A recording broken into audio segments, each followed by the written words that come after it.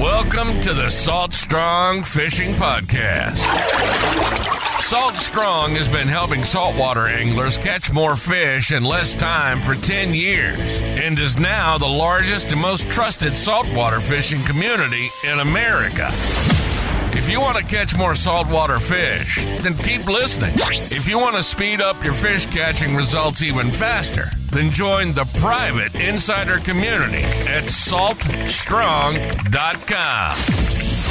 Here's your host, Joe Simons. Like diamonds. Hey guys, Joe Simons here. Before we get into this podcast, I need your help.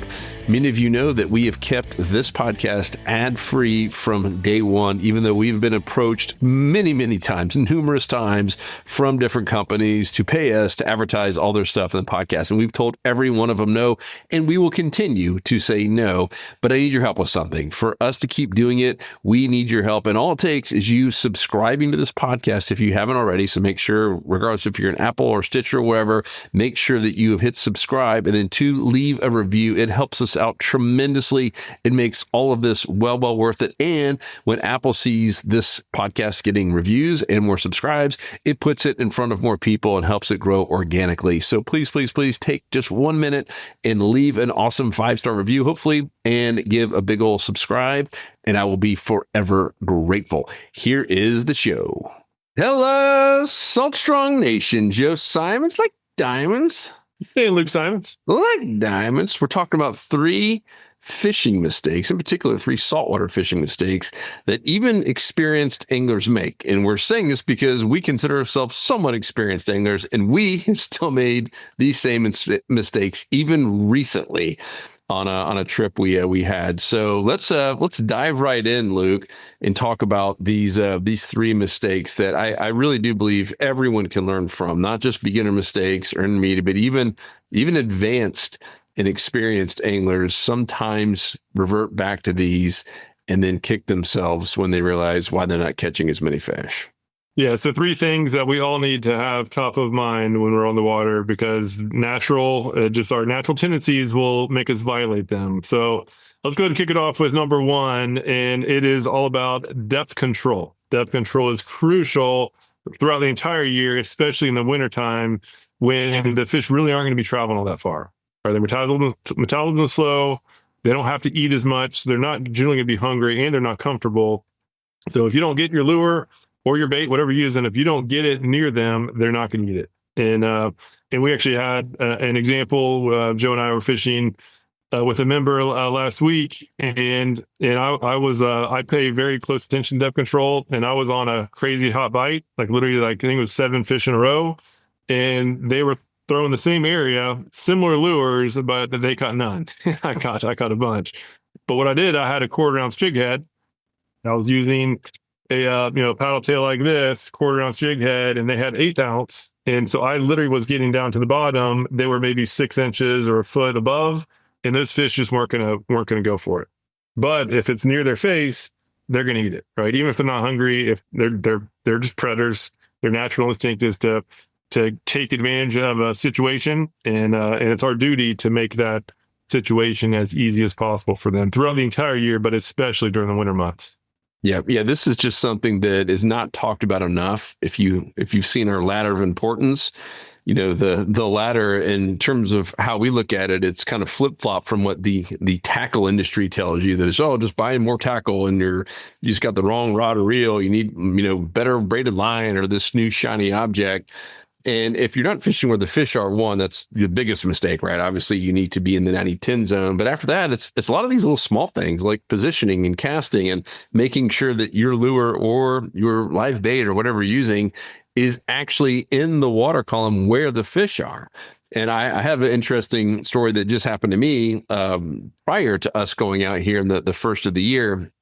We actually left in, I guess it was September when was the hurricane that came that turned you homeless, you and your wife? Yeah, that was into September. Into September. So we bolted town, just wanted to get away. We had lost power for 7 days in the last one, and we're like, and our house where we live is quick to lose power. It's like, you know what? Let's just go up to the family farmhouse and just get away from it all this time. And it was supposed to be perfect weather there. It was. There's a little pond, so we could fish every day. And we were using this little spinnerbait. Okay. And we were crushing them. The bass were loving the spinner more than anything else. So that was end of September. Let's just call it last week of September, early October. Fast forward to Christmas, we went up to the farmhouse. We're only talking about a 2.5 month difference. We go up to the farmhouse, and I still had that spinner. I keep a couple rods there. And I still had it on. I was like, let me try this thing out. Dude, I couldn't get a single bite, not one. And I fished with it for a long time. And finally, guess what? I put on the old Ned rig. I had something just super slow that was dragging on the bottom. I mean, we must have caught, and I'm not being sarcastic, 70, 80 bass over a few day period of time. We were just, it was all on that. They wanted that. They were, even though that spinnerbait, I was getting it low, but it never got within probably 7 inches of the bottom, and they would not touch it. They would not go for it. And someone could have said, oh, this pond is dead. There's not a single fish in here. And there's a ton of fish in there. They were all just sitting on the bottom. You're about to say something. Yeah, I can't remember what I was about to say then, but ditch pickle. Yeah, another story came to mind. And that's a big change. Right? That's from like one lure to a totally different lure. So like that is a very big swing. And in many cases, the difference is even slighter. So here are two lures. They look pretty similar. One is a 1/4 ounce, and then one is a 3/16 ounce. Those people listening, what are you holding up? Sorry, yes, the 2.0 rigged on a round-eye jig head. And so one is a 1/4 ounce, one is 3/4 ounce. They look very similar. And these are some that we actually sell. And we purposely made the eyes, like this is glow eye, this one's a pearl. So we made which made the colors different, so you can actually see the difference in your tackle bag. But long story short, these are the same lures rigged on very similar jig heads. One is just a fraction of an ounce heavier, and that alone can be the difference maker. Our very first podcast that we did when Joe and I were fishing live, I pay very close attention to jig heads.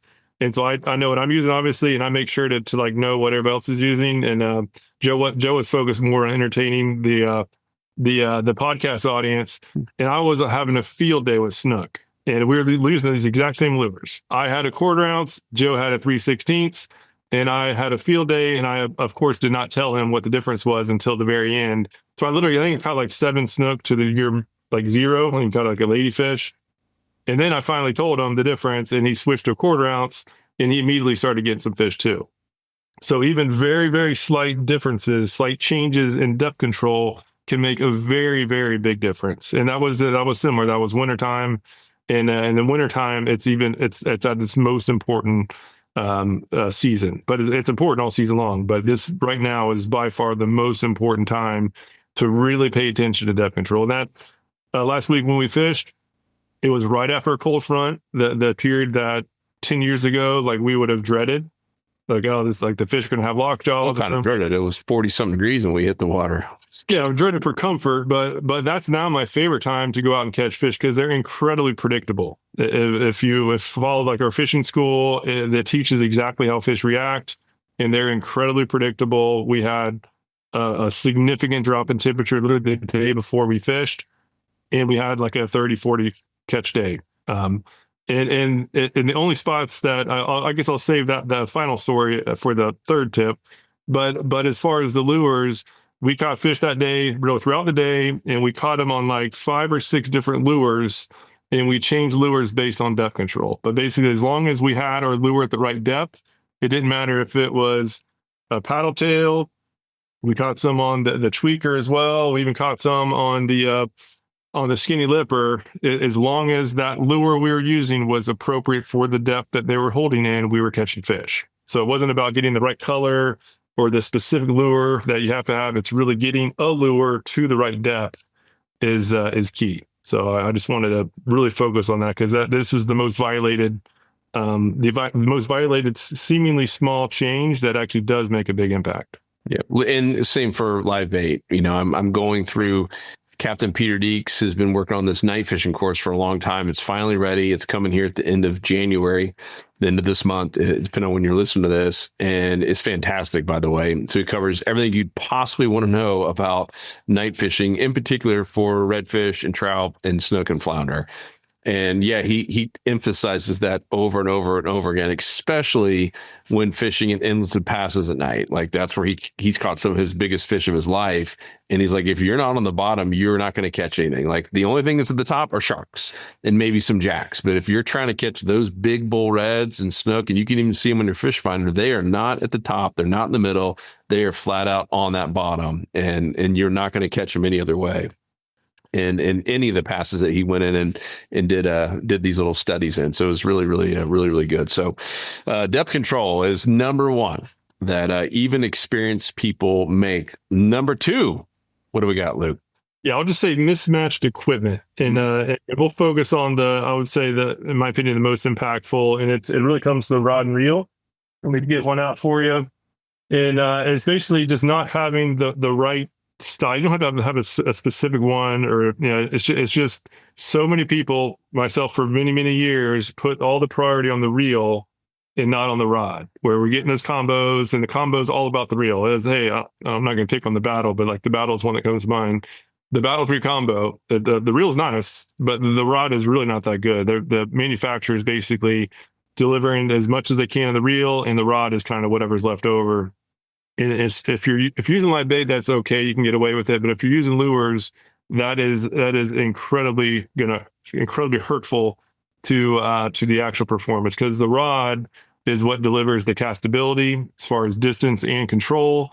More importantly, it's what feels the strikes to let you set the hook at the right time, and when you feel that thump, and to not set the hook when you just feel the little taps. To be able to feel the difference between those little pinfish tapping at it, at which point you do not want to set the hook. This is the worst thing you can do. Or as soon as you get that thump from that trout or that red or something that actually can take down the lure, having that feel is incredibly important. And that's very tough to do with the kind of the cheap rods. Like I call them the wet noodle rods, but it's basically those rods. If it says it's unbreakable, that automatically means it's not going to be a good rod for lures. The good rods are going to be breakable. You have to take good care of them, but they take good care of you as long as you take good care of them. So long story short, get a nice rod. We have recommendations in the fishing school based on skill level. So that you want to make sure you don't overspend, but it basically breaks down different price points and shows exactly which ones we recommend, or find something similar. And then whatever budget's left over after the rod, then get a reel. That is much less important than the rod. Stick with spinning. Even the cheap spinning reels can take a good amount of abuse. And it's surprising how a $50, $60 spinning reel, as long as it's paired with a good rod, you can catch some really good fish with it. In general, you should probably be spending more money and time on your rod selection than your reel. And it's wild how many people we fish with, how many of our own personal friends and family we fish with over the years.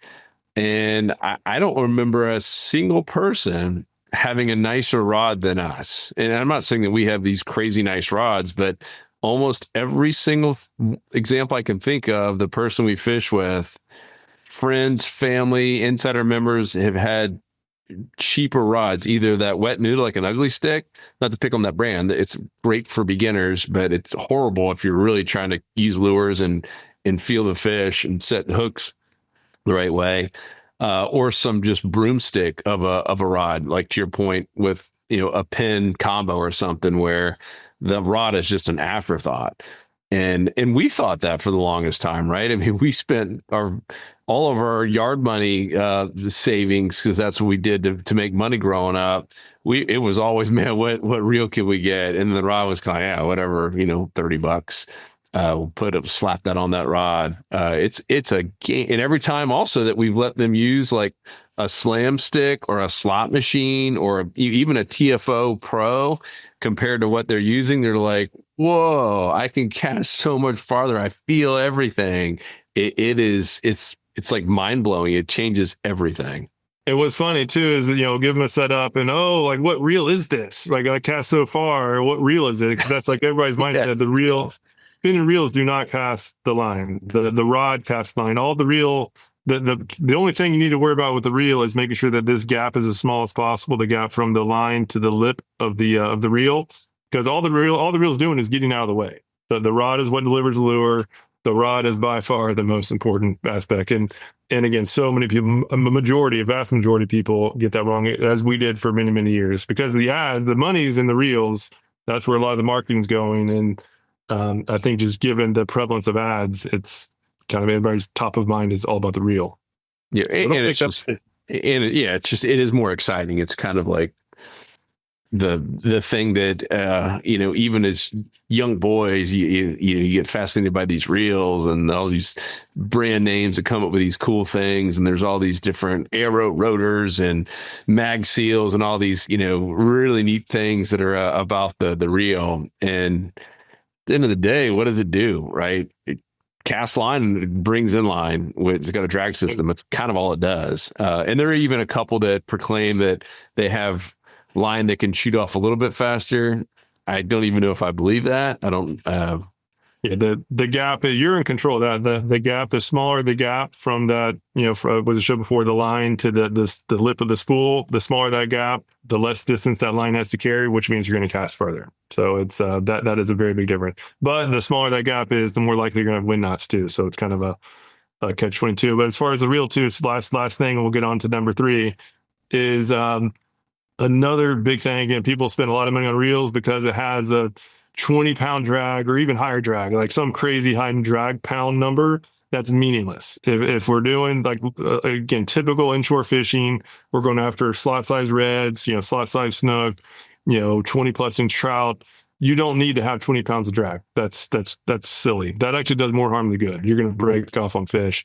If you're using a 10-pound braid or even up to 20-pound braid, you don't need any more than 4 or 5 pounds of drag. And even a little kid's push button rod has 4 or 5 pounds of drag. So you do not need some fancy high end drag system. You just need to have, again, at least 2 to 4 pounds of drag, which all of them do, and set it properly, and you will not ever break off on a fish.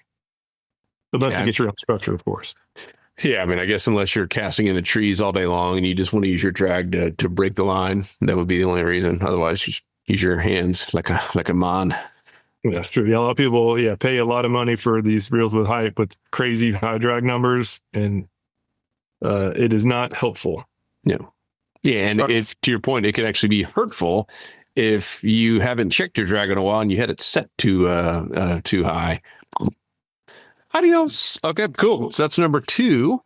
We'll do a quick recap here. So number 1 was depth control. Number 2 was, Luke? Was mismatched equipment. Mm-hmm. I will say mismatched rod and reel. And number 3 is... Yeah, we're going to go to the map. So number 3 is going to the trusted spots. So trusted spots versus trends.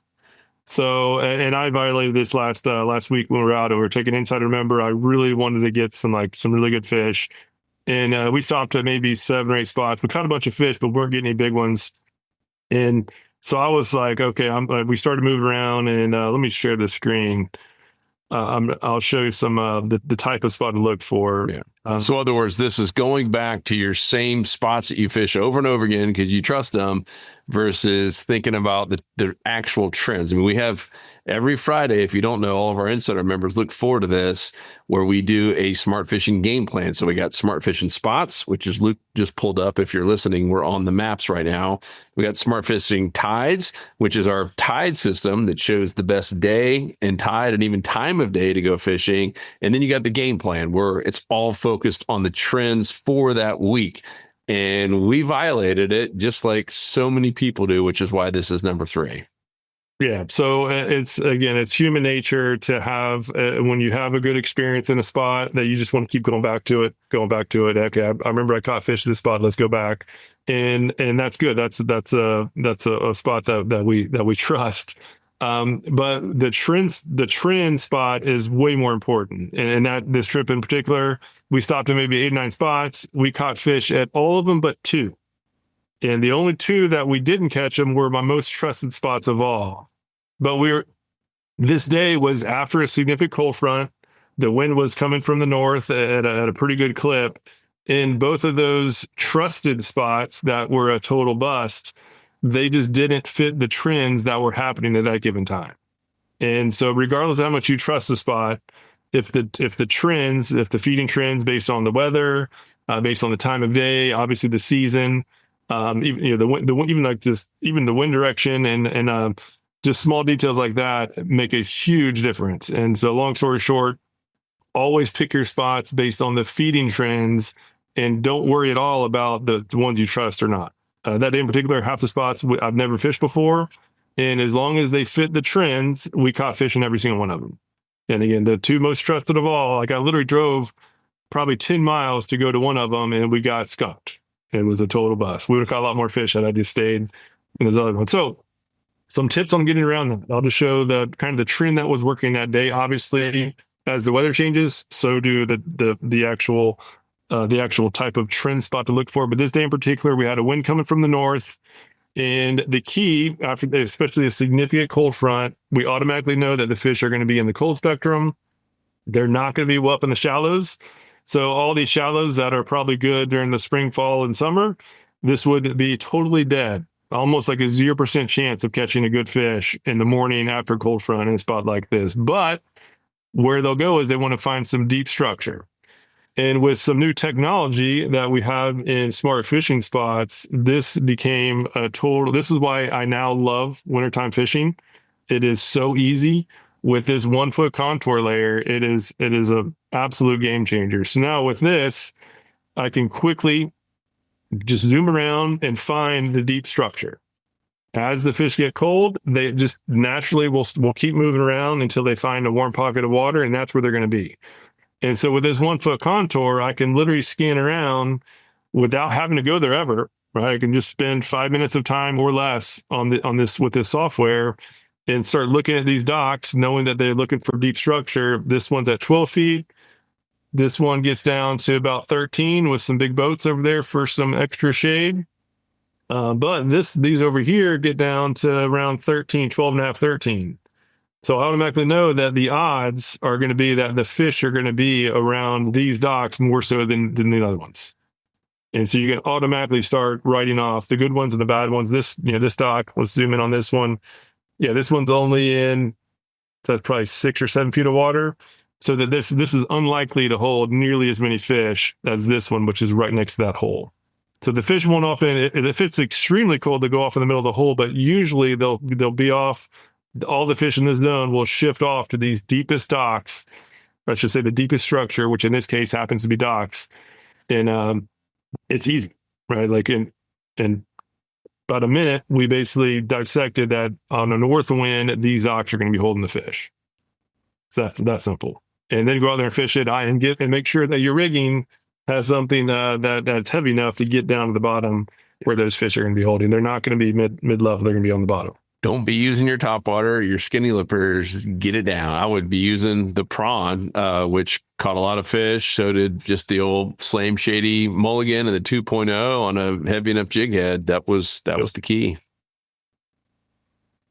Yep, so that's it. Yeah, and just keep those rules in top of mind, and that will significantly decrease the odds of getting skunked, and it'll increase the odds of catching slams. After that cold front, I think we caught like 8 or 9 different species. So we caught snook reds, or granted we had 2 reds get off of the boat, so we can't really count them, but we had snook, trout, flounder, snook, cudas, mangrove snapper, lizardfish, ladyfish, jack.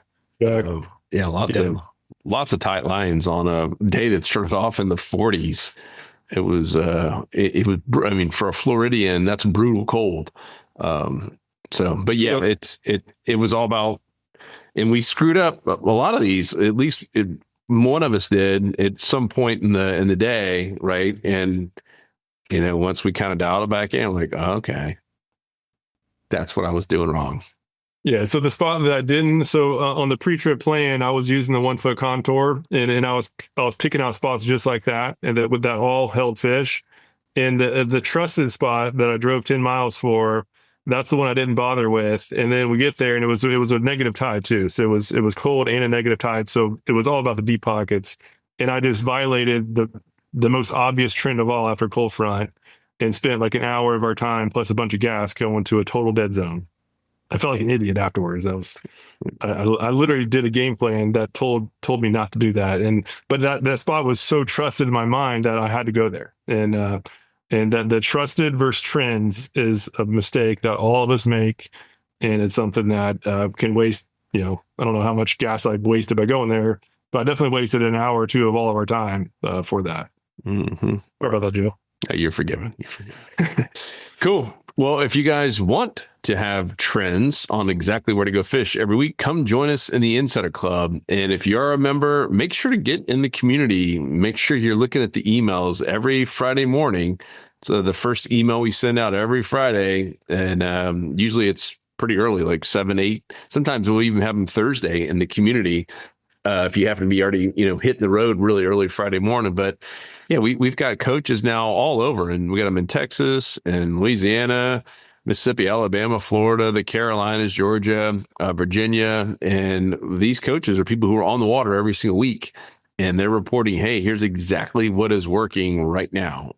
So it's like having real-time trends, like having a full-time fishing guy in your back pocket.